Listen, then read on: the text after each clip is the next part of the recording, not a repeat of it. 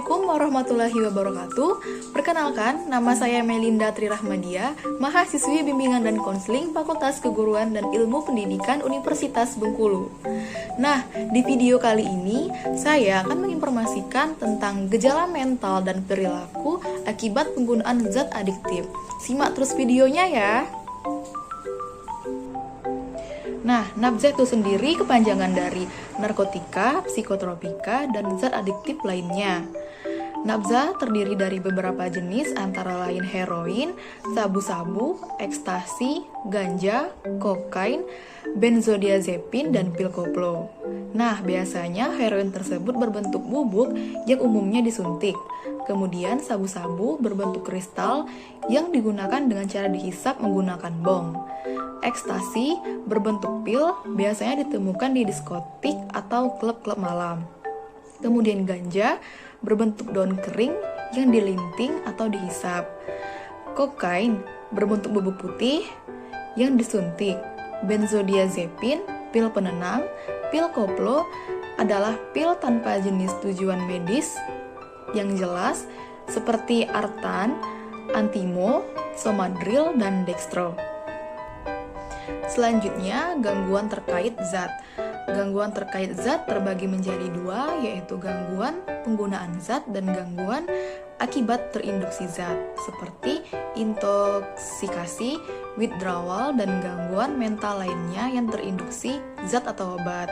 Gangguan dibagi menjadi tiga, yaitu gangguan ringan, gangguan sedang, dan gangguan berat, tergantung gejala yang dialami.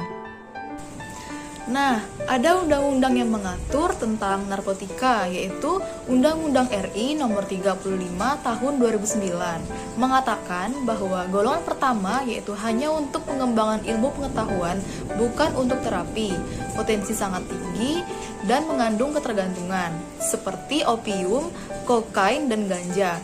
Golongan kedua yaitu untuk pengetahuan terapi, potensi tinggi dan mengandung ketergantungan seperti morfin dan petidin. Dan golongan ketiga yaitu ilmu pengetahuan banyak digunakan dalam terapi, memiliki potensi ringan dan mengandung ketergantungan seperti kodein.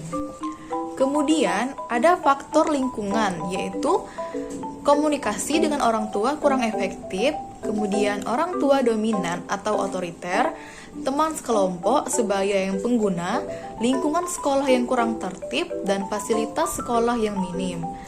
Kemudian, tanda dugaan memakai zat adiktif, yaitu tingkah laku ganjil, misalnya kontak mata menghilang tiba-tiba. Kemudian, egosentris, tidak mampu konsentrasi, prestasi belajar menurun, mood berubah dengan cepat, sering izin dengan datang terlambat, pulang lebih cepat, terlambat mengumpulkan tugas, kualitas lebih rendah dari kemampuan yang sesungguhnya, barang pribadi hilang dengan penjelasan yang kurang masuk akal, dan terakhir mengabaikan tanggung jawab. Nah, orang yang mengonsumsi alkohol biasanya dapat mengakibatkan gangguan kesadaran, fungsi kognitif, persepsi, afektif, dan perilaku, dan daya nilai terganggu. Nah, ada delirium tremens, yaitu kegawadaruratan, mortalitas tinggi. Nah, penghentian penggunaan alkohol pada penderita dengan riwayat penyalahgunaan alkohol selama beberapa tahun. Kemudian, terdapat perubahan status mental yang cepat, kesadaran berkabut, disorientasi waktu dan tempat, dan gangguan memori. Halusinasi, yaitu biasanya visual, agitasi berat, insomnia, tremor, dan ataksia. Gangguan otonom, yaitu berkeringat, demam, takikardi, peningkatan tekanan darah, dan dilatasi pupil. Dehidrasi, gangguan elektrolit, leukositosis, gangguan fungsi hepar. Dan terakhir, berlangsung selama 3-4 hari, memberat malam hari. Nah, dalam penggunaan alkohol secara kronis dapat mengakibatkan sindroma Korsakoff yang bersifat permanen pada minimal 50% pasien. Sindroma Korsakoff, amnesia anterograd dan retrograd dengan gangguan visuospasial, kemampuan berpikir abstrak, dan kemampuan belajar. Nah, selanjutnya ada penyalahgunaan opioid. Opioid merupakan segolongan zat, baik alamiah atau sintetik, yang berhubungan dengan opiat, komponen alkaloid yang terdapat pada tanaman opium poppy, Papaver somniferum, berefek analgesik, hipnotik, dan euforia. Pemakaian opioid yaitu cara dragon, dihisap dengan bibir melalui gulungan kertas atau plastik di atas aluminium.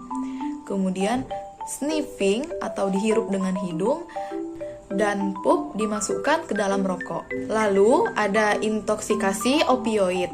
Masalah perilaku atau perubahan psikologis, misalnya euforia yang diikuti apatis, disforia, agitasi atau retardasi psikomotor yang terjadi selama atau segera setelah memakai opioid. Kemudian konstriksi pupil atau dilatasi pupil karena anoksia pada overdosis berat. Dan satu atau lebih tanda atau gejala berikut yang terjadi selama atau segera setelah pemakaian opioid, antara lain 1. Mengantuk berat atau koma, 2. Cadel, dan terakhir gangguan perhatian atau memori. Nah, pengobatan intoksikasi opioid yaitu rawat dengan perawatan medis intensif ICU, narkotik antagonis naloxone atau Narcan, diharapkan terjadi respon cepat perbaikan kesadaran 1-2 menit. Jika tidak terjadi setelah 4 dosis, curigai etiologi lain untuk keadaan koma tersebut. Dan terakhir, jika pasien membaik, teruskan pengawasan. Kemudian ada amfetamin, merupakan senyawa sintetik yang dulu digunakan sebagai terapi, benzedrin sebagai bronkodilator, yang sering disalahgunakan seperti metilen dioksi metamfetamin dan metamfetamin sabu-sabu bersifat stimulan sistem saraf pusat. Nah, tanda dan gejala intoksikasi amfetamin yaitu peningkatan kesadaran, insomnia, berkurangnya rasa lelah, peningkatan mood, peningkatan percaya diri, konsentrasi bertambah, nafsu makan berkurang, menjadi gelisah, mudah tersinggung dan pusing, dan tremor. Keadaan putus amfetamin yaitu dibagi menjadi 3 fase. Yang pertama fase awal, depresi, agitasi, ansietas, anergia, dan drug craving.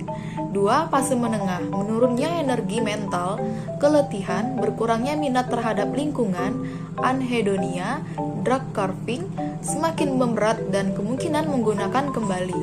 3. Fase akhir, menurunnya drug craving dan relapse.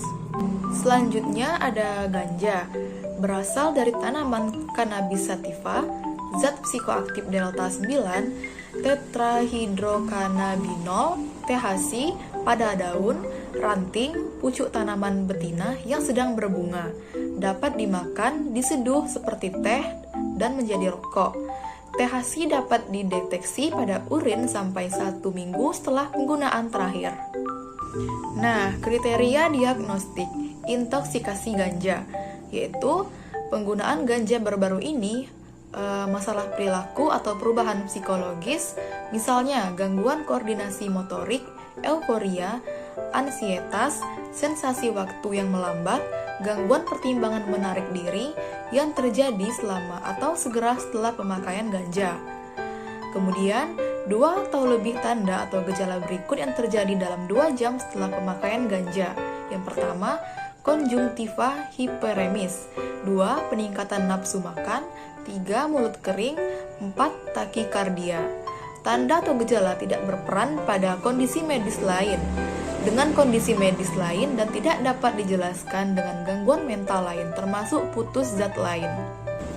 Selanjutnya ada komorbiditas, hubungan antara ketergantungan nafza dengan gejala psikiatri. Penyalahgunaan nafza, gejala psikiatri, dan gejala yang mirip gangguan psikiatri lain. Penggunaan akut dan menahun, gejala-gejala yang mirip dengan berbagai gejala psikiatri. Penggunaan nafza dapat menginisiasi, memperburuk perkembangan gangguan psikiatri yang sudah ada. Penggunaan nafza dapat menutupi gejala-gejala psikiatri lain. Sering dianggap pasien menggunakan nafza dengan maksud menyembunyikan gangguan psikiatri yang dialami, yaitu gejala putus nafza dapat menimbulkan gejala psikiatri. Gangguan psikiatri dan ketergantungan secara independen dapat terjadi bersama-sama atau dual diagnosis. Perilaku pasien psikiatri menyerupai gejala-gejala akibat penggunaan nafza.